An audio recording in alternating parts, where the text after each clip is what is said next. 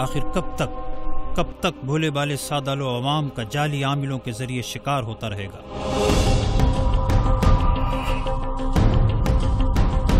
گاہے بگاہے خبریں آتی رہتی ہیں، فلاں جھوٹے عامل نے جن نکالنے کے نام پر ڈنڈے مار کر زخمی کر دیا، اولاد کے لیے معصوم بچی کو ذبح کروا دیا۔ ان سفاق مجرموں کے ہاتھوں ایک دو نہیں درجنوں آبروریزی کے واقعات ہو چکے۔ ان درندہ صفت لوگوں کی انسانیت سوز حرکات آئے دن سرخیوں میں شامل ہوتی ہیں۔ جنات، حمزات اور نہ جانے کن کن تلمساتی طاقتوں کے دعوے دار جہالت کا مرقع یہ جھوٹے عامل کالے جادو کا کھلے عام اظہار کرتے ہیں۔ معاشی سماجی مشکلات میں گھرے سادہ لو عوام ان کا ہدف ہوتے ہیں، اور بدقسمتی سے ہماری مائیں بہنیں آسانی سے ان کا شکار ہو جاتی ہیں۔ ان کے کرتوت اتنے گھناؤنے اور سفاقانہ ہیں کہ روح تک کانپ جاتی ہے۔ الو کا خون، شکستہ قبریں، مردوں کی ہڈیاں، بال، انسانی خون، غلاظت اور نہ جانے کیا کیا گندگی ان کے عمل میں شامل ہوتی ہے۔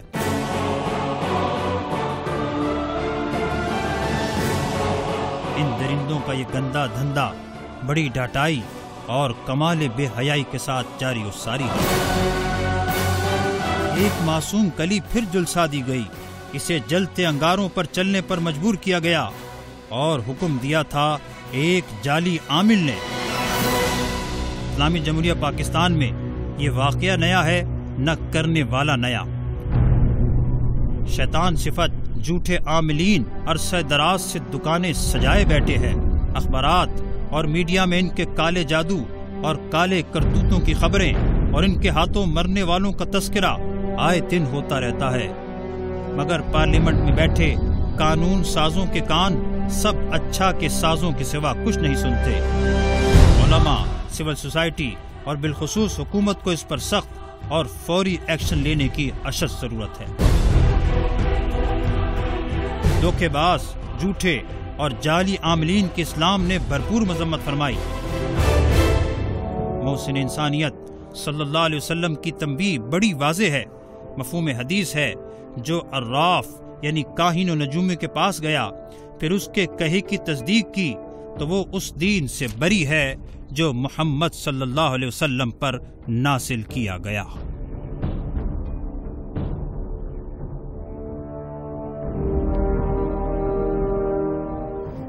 اعوذ باللہ من الشیطان الرجیم، بسم اللہ الرحمن الرحیم۔ اللہم صلی علی سیدنا و مولانا محمد وعلی آلہ واصحابہ وبارک وسلم وصلی علیہ۔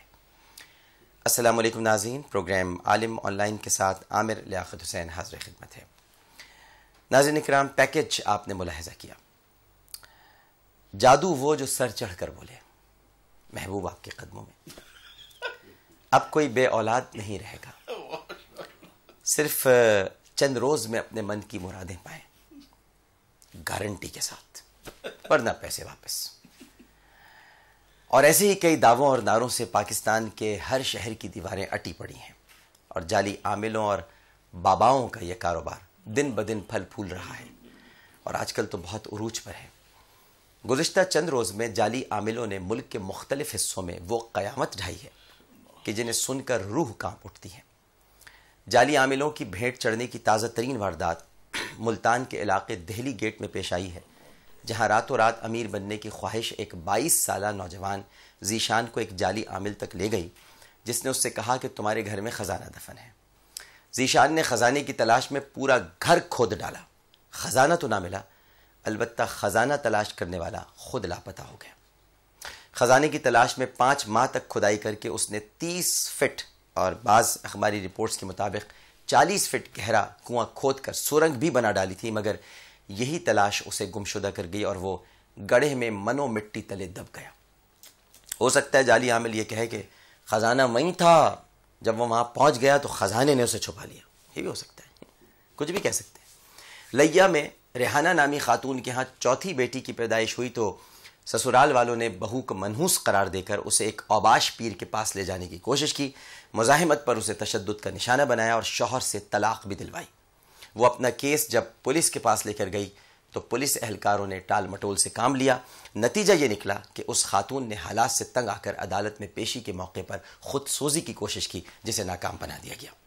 ایک اور واقعہ چیچا وطنی کا ہے، جہاں جنات نکالنے کے بہانے جعلی عامل نے کم سن بچی کے پاؤں جلا ڈالے اور ہمیشہ ہمیشہ کے لیے اسے معذور بنا دیا، اور تقریباً 1 ماہ قبل میاں والی میں فدا حسین نامی بے اولاد شخص نے جعلی پیر کے کہنے پر پڑوسی کی 4 سالہ بچی کو ذبح کر دیا تھا، کیونکہ جعلی عامل نے مطالبہ کیا تھا کہ تم بچے کا خون لاؤ، میں اس سے تمہیں تعویذ لکھ کر دوں گا تو تمہارے گھر میں اولاد پیدا ہو جائے گی۔ اب آئے دن ایسے لرزہ خیز واقعات پیش آ رہے ہیں۔ شاید کسی نے ٹھیک ہی کہا ہے کہ قیام پاکستان کے بعد 2 ہی چیزیں تیزی کے ساتھ بڑھی ہیں، پہلی چیز تو آبادی ہے اور دوسری چیز ہے عاملوں اور باباؤں کی افزائش۔ رنگ برنگے چولے اور مالائیں پہنے ہوئے جعلی عامر اور بابا، یہ جن والے بابا، انڈے والے بابا، چھری والے بابا، مٹکے والے بابا، بنگالی بابا، ہنڈیا والے بابا، گٹھری والے بابا آپ کو تقریباً ہر علاقے میں مل جائیں گے۔ ایک ریسرچ سے یہ بات سامنے آئی ہے کہ اس طرح کے واقعات میں حیرت انگیز طور پر ایک منظم گروہ بھی ملوث ہے جو ملک بھر میں یہ کارروائیاں کرتا پھر رہا ہے، اور ان کا تعلق شور کوٹ، جھنگ، فیصل آباد، راولپنڈی اور کراچی کے بعض علاقوں سے، اور یہ ایک مخصوص برادری ہے جو خود کو منک کہتی ہے۔ ہم لوگ منک ہیں، منک، اور اس گروہ کے لوگ ان ساری سیاہ کرتوتوں میں ملوث پائے گئے ہیں۔ تحقیق سے یہ بھی پتہ چلا ہے کہ مقامی لوگ ہی ان وارداتوں میں ملوث ہیں، اور خاص طور پر بنگالی باباؤں اور ہندوؤں کے نام پر یہ کاروبار چمکا رہے ہیں۔ افسوس کا مقام یہ ہے کہ یہ لوگ اپنی الجھنوں اور پریشانیوں کو حل کرنے کے لیے ہر وہ کام کر گزرتے ہیں جو یہ جعلی پیر کہتے ہیں، حتیٰ کہ کسی کی جان تک لینے سے گریز نہیں کرتے۔ اور ایک بات اور بتا دوں کہ یہ جتنے آپ کو اس نام کے پیر ملیں گے، منوہر بابا، راجیش بابا، لکشمن بابا، یہ سب کے سب جعلی نام رکھے ہوئے ہیں، اور یہ مسلمان ہیں، اور انہوں نے نام ہندوؤں کے رکھ لیے ہیں تاکہ لوگ اٹریکٹ ہوں اور ان کی طرف بڑھیں اور ان سے جادو کروائیں، سفلی کرائیں، کالا عمل کرائیں، جو کچھ بھی یہ کراتے ہیں کرائیں۔ اب تو یہاں تک ہونے لگا ہے کہ ٹیلی ویژن پر بھی کچھ لوگ آ کر بیٹھ گئے ہیں، 2 منٹ میں استخارہ بتا دیتے ہیں، ٹیلی فون پہ استخارہ کرا لیجئے، 1 لمحہ نہیں لگتا انہیں استخارہ کرنے میں، اور بتا دیتے ہیں جی یہ مسئلہ ہے اس کا۔ اور پھر اس کے بعد یہ کہنا گندے عمل ہو گئے، گندے، ایک تو لفظ گندے اثرات، گندے، کتنی گندی بات ہے یہ کہنا جب آپ ٹیلی ویژن پر کہتے ہیں آپ پر گندے اثرات ہو گئے۔ کیا گندے اثرات ہو گئے؟ آپ پوری فیملی بیٹھ کر پروگرام دیکھ رہی ہوتی ہے، بچے دیکھ رہے ہوتے ہیں، بچے پوچھتے ہیں اپنے والدین سے یہ گندے اثرات کیا ہوتے ہیں جو ہم پر ہو گئے؟ تو یہ کوئی ٹی وی پر بتانے والی باتیں نہیں ہیں، یہ ٹیلی ویژن پر اس طرح کے پروگرام نہیں ہونے چاہیے، گندے اثرات اور یہ عمل اور فلاں عمل اور بندش ہے اور یوں ہے۔ یہ اگر ہے بھی تو یہ تو بزرگ ڈھونڈے جاتے ہیں، اور ایسے بزرگ ملتے نہیں ہیں اس طرح سے، ٹیلی ویژن پر آ کر اپنی تشہیر نہیں کرتے۔ جو حل کرنے والے لوگ ہوتے ہیں انہیں بڑا ڈھونڈنا پڑتا ہے، بڑی عرق ریزی کرنی پڑتی ہے، بہت خاک چھاننی پڑتی ہے، کہیں جا کے کوئی بزرگ ملتا ہے، وہ بھی مل گیا تو مل گیا، ورنہ بزرگ بھی بڑے بے نیاز ہوتے ہیں، ایسے نہیں ملتے ہیں۔ تو آج اس موضوع پر ہم نے گفتگو کے لیے زحمت دی ہے ہمارے بہت ہی قابل احترام خطیب اہل سنت، نائب امیر جماعت اہل سنت سندھ مولانا سید حمزہ علی قادری صاحب، اور ان کے ساتھ ہوں گے سابق director Sheikh Zayed Islamic Center University of Karachi, اور پروفیسر ہیں شعبہ اسلامیات جناح یونیورسٹی برائے خواتین، بلکہ چیئرمین بھی ہیں، چیئرمین اور پروفیسر دونوں ہیں جناح یونیورسٹی برائے خواتین کراچی، پروفیسر ڈاکٹر فضل احمد صاحب۔ دونوں شخصیات کو السلام علیکم کہتا ہوں، اور سب سے پہلے ہم بڑھتے ہیں آپ کی کالز کی طرف اور سنتے ہیں، سمجھتے ہیں اور جانتے ہیں کہ ہم سے پہلا سوال کیا کیا جا رہا ہے۔ السلام علیکم۔ وعلیکم السلام، عامر صاحب کیا حال ہے؟ الحمدللہ جناب، فرمائیے۔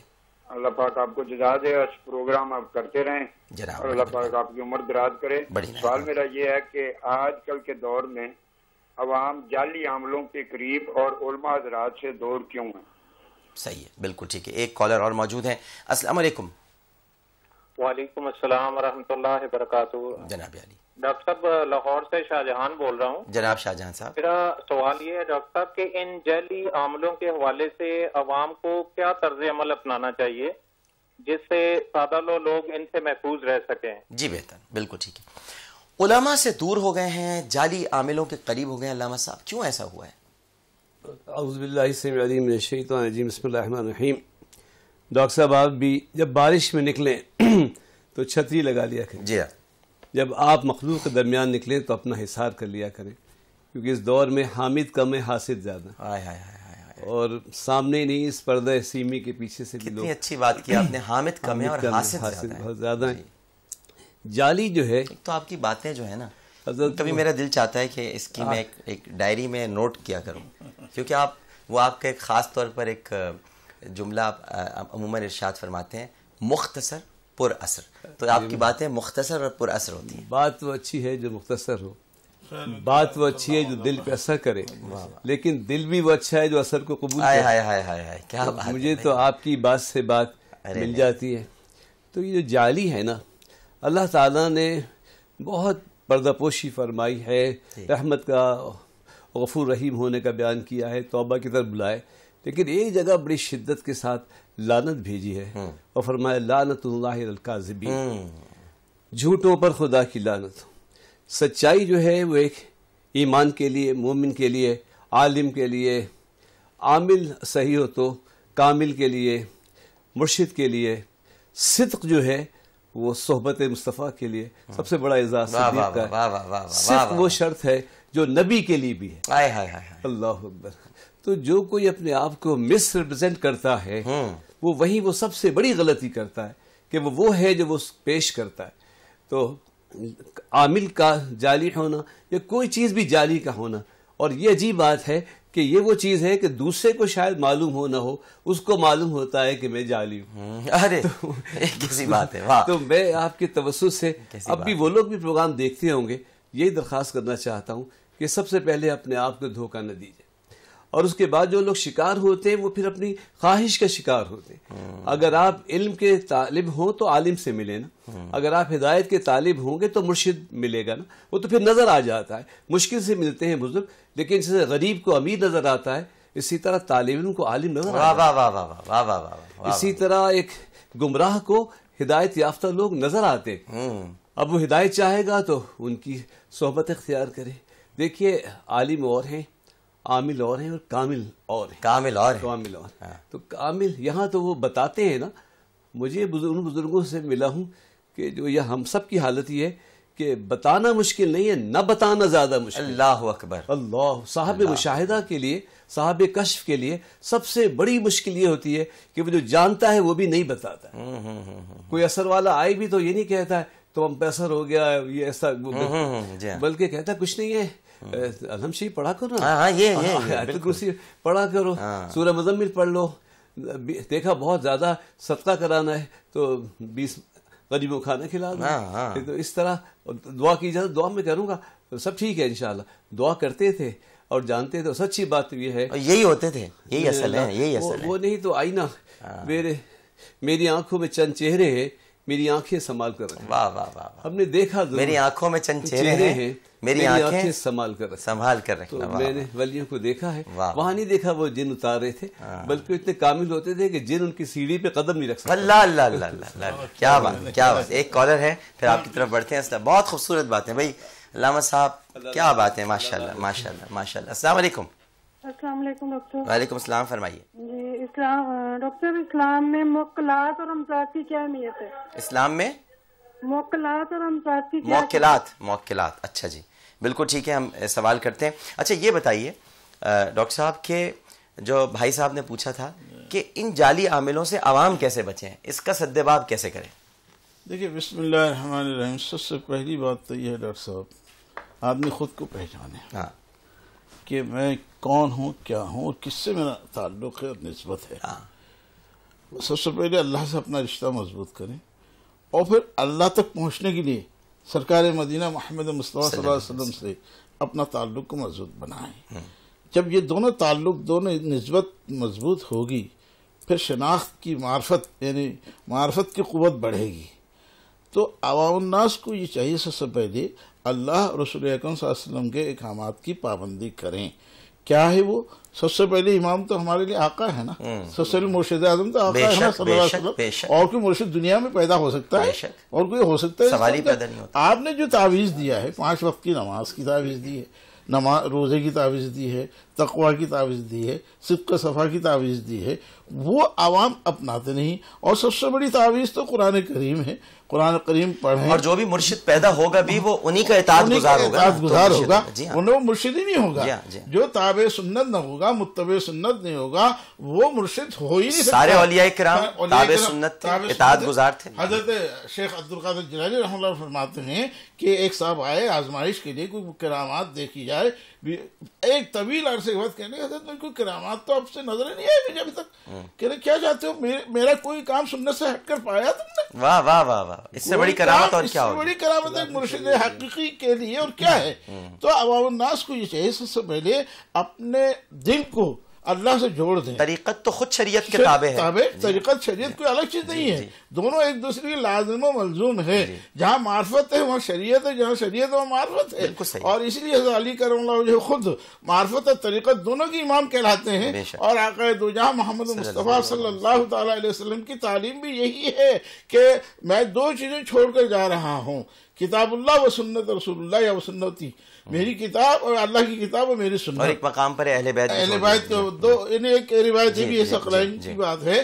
تو کہنے کا مقصد یہ ہے ڈاکٹر صاحب, عوام الناس اتنے سادہ بھی نہیں ہیں, وہ سب اپنا نفع نقصان کو سمجھتے ہیں. لیکن سوال یہ ہے کہ وہ ناجائز خواہشات وہ لے کے جاتی ہیں انہیں, اور راتوں رات کروڑ پتی بننے کا خواب جیسے ملتان میں واقعہ ہوا ہے. تو یہ رشتہ ٹوٹ گیا نبی اکرم صلی اللہ علیہ وسلم سے, رشتہ ٹوٹ گیا اللہ سے, اس جھوٹے عامل سے, جعلی عامل سے اس سے رشتہ جوڑ دیا ہے. ہمارے ساتھ اس وقت رشتہ ٹوٹے گا تو پھر یہی ہوگا. یہی حال. ہمارے ساتھ ٹیلی فون لائن پر اس وقت موجود ہیں علامہ احسان الہی ظہیر کے صاحبزادے اور جمعیت اہل حدیث پاکستان کے سیکریٹری جنرل, ہمارے بہت ہی قابل احترام ہیں, قرآن و سنہ انسٹیٹیوٹ کے چیئرمین ہیں, بہت پیارے ہیں, حافظ ابتسام الہی ظہیر صاحب. السلام علیکم حافظ صاحب.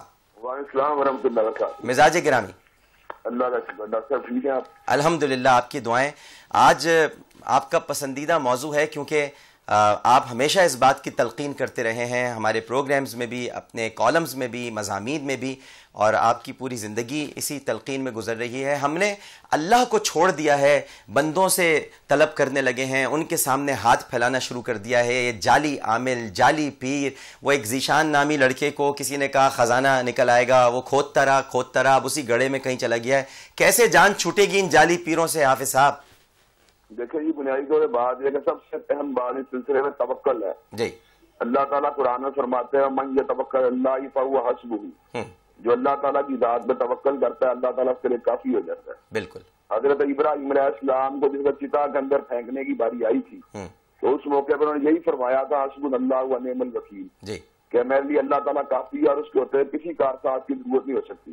تو اللہ نے اس جلتی آگ کو آپ کے لیے ٹھنڈا فرما دیا تھا.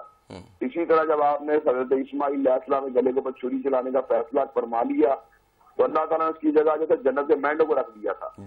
حضرت رسول اللہ صلی اللہ علیہ وسلم کی پوری حیات مبارکہ بھی اسی بات پہ دلالت کرتی ہے کہ جہاں کہیں تکلیف آئی بدر کے موقع پہ طائف کی وادی میں تو آپ نے اللہ تبارک و تعالیٰ کے ساتھ تعلق کو استوار کیا اور اپنی امت کو اسی بات کی تلقین کی کہ پریشانی کے اندر, تکالیف کے اندر, مشکلات کے اندر, مصائب کے اندر اللہ تعالیٰ کی ذات کے ساتھ جو تعلق کو استوار کیا. بے شک. اور سچی بات یہ ہے کہ آپ کی تعلیمات میں اور قرآن مجید کی آیات میں وہ تمام کی تمام باتیں موجود ہیں جن کی ایک انسان کو اور ایک آپ کے امتی کو ضرورت ہو سکتی ہے. جادو ٹونے کے تو متعلقہ بھی آپ نے اپنی امت کو وسیلے فرما دی ہیں. سورہ بقرہ کا ورد آپ نے بتلا دیا, آیت الکرسی کا ورد آپ نے بتلا دیا, فلق ناس کی آپ نے تلقین کر دی, سورہ بقرہ کی آخری 2 آیات پڑھنے کا آپ نے حکم فرما دیا. تو آپ کے ارشادات عالیہ کی موجودگی میں, آپ کے فرامین واضحہ کی موجودگی میں اور آپ کی حدیث طیبہ کی موجودگی میں کیا ضرورت ہے کہ ہم اللہ تعالیٰ کے دربار کو چھوڑ کے اس کی ذات سے استعانت کو چھوڑ کر اپنے لوگوں سے تعلق کو استوار کر لیں جو ہمارے نفع نقصان تو بڑی دور کی بات, اپنے نفع نقصان کا ہی مالک. اگر یہ خود مالک ہوتے تو یہ پالے نکالنا, طوطے رکھنا اور ہمارے سے پیسے بٹورنا اور سادہ لوگوں کی آنکھوں میں دھول جو ان کے اپنے کاروبار کو چلاتے, اپنے طوطوں سے اپنے ہی کچھ کام کرا لیتے. ہاں بالکل. اصل بات یہ ہے کہ یہ تو ہماری اپنی کوتا بینی ہے, یہ ہماری اپنی کم فہمی ہے, یہ ہمارے اپنے عقیدے کی کجی یا کمزوری ہے کہ ہم ان معاملات کو جو ہے گہرائی سے دیکھنے کی بجائے جو ہے ظاہر کا شکار ہو جاتے ہیں, وساوس کا شکار ہو جاتے ہیں. وسوسے جو ہے نا جن کا ذکر اللہ نے سورہ ناس میں کیا ہے, من شر الوسواس الخناس, یہ خناس والے وسوسے جو ہیں جو ہمارے دلوں میں کبھی جنات ڈالتے ہیں اور کبھی انسانوں کے روپ میں موجود شیاطین ڈالتے ہیں جو ہمارے عقائد کو کمزور کرنا چاہتے ہیں, ہماری فکر کو جو ہے کجربی کی طرف چلانا چاہتے ہیں. اصل میں وہ لوگ جو ہیں وہ ہماری بربادی کے ذمہ دار, اور ہم خود بھی اس اعتبار سے کہ ہم اللہ اور رسول کے نصیحتوں کو اور ان کے فرامین کو چھوڑ کے ان لوگوں کی باتیں مان رہے ہیں جو ہدایت سے محروم ہیں. بالکل ٹھیک ہے, بالکل ٹھیک ہے. بہت بہت شکریہ حافظ ابتسام الہی ظہیر صاحب ہم سے گفتگو کرنے کا. ایک اور بڑا اہم سوال عالم آن لائن میں تھوڑی دیر پہلے آیا ہے, اور وہ میں حمزہ علی قادری صاحب سے پوچھوں گا. ویسے تو یہ اپنے بارے میں بتاتے نہیں ہیں یہ, ہاں یہ بھی ان کو بھی ڈھونڈنا پڑتا ہے, تلاش کرنا پڑتا ہے. یہ موکلات کا معاملہ, یہ ذرا تھوڑا اس پہ آپ کی میں چاہوں گا کہ توجہ خاص. حمزہ کا نعدد ہے نہ شمار ہے, جو حرف ساتھ لگا لے اس کے ہم آواز ہے. تو موکل تو آپ کے بھی مقدموں میں ہوتے ہیں جن سے انسان قانونی سہارا لیتا ہے. اسی طرح اللہ ہی مددگار ہے جی, کہ اس کی مدد, اس کی قدرت اسباب پہ جاری ہے جی. اب یہ جو اسباب ہیں جسم اور روح اور نفس کے ساتھ ہم موجود ہیں. تو جسم بیمار ہو تو طبیب کو ہے, لیکن روح بیمار ہو تو مرشد کی ضرورت پڑتی ہے. صحیح. اور اگر نفس بیمار ہو تو کسی عاقل کامل کی ضرورت پڑتی ہے, درست, تاکہ آپ کی تربیت کر سکے. اچھا پھر یہ بھی ہوتا ہے جنات کا وجود برحق ہے. خلق الانسان من صلصال کالفخار خلق الجان من ماء من نار, اور سورہ جن اور خود حضور صلی اللہ علیہ وسلم پہ ایمان لانے والے. پھر ایک یہودی عورت کا جادو کرنا, لیکن حضور کی شان بشیت کے عالم کا اس کا اثر آپ کے باطن یا آپ کی نبوت یا آپ کے عقل ہو ہی نہیں سکتا, نہیں ہوتا. کوشش اس نے کی. اور جسد اطہر پر ظاہری اثر یہ ہوا کہ بخار آ گیا. تو جو حضور صلی اللہ علیہ وسلم کے جسم اطہر کو حرارت محسوس ہوئی تو اللہ نے اپنے پیارے حبیب کے لیے 2 تعویذیں بھیج دی, سورہ فلق اور سورہ ناس. اور پھر آپ خود بھی یہ اچھی کہی, 2 تعویذیں بھیج دی. وہ معاوضتین ہے نا, شیلٹر ہے. تو وہ اپنے دست مبارک پہ دم کر کے جس میں اطہر پھیرا کرتے تھے, صحابہ اکرام کو تعلیم دے, اور ہمیں بھی سکھایا کہ اس طرح سے بالکل ٹھیک ہے دم کرنا چاہیے. آیت الکرسی کو بہترین حصار فرمایا, سورہ فاتحہ کو بہترین. وہ واقعہ ہے حدیث شریف میں, صحابہ کرام قافلہ اور کسی پہ اثر انہوں نے سورہ فاتحہ دم کی, اس بکریاں بھی ہدیہ ملی. کہا یا رسول اللہ وہ تو ٹھیک ہے کہ وہ سورہ فاتحہ دم کر دی, اثر زہر کا دور ہوا, لیکن وہ بکریاں جو ہم نے کھا لی وہ ہماری جائز تھیں کہ نہیں؟ تو سرکار نے فرمایا میرا حصہ نہیں بھولنا, اس میں اگر میرا. اچھا یہ بڑی عجیب بات ہے کہ سرکار یہ فرما رہے کہ میرا حصہ.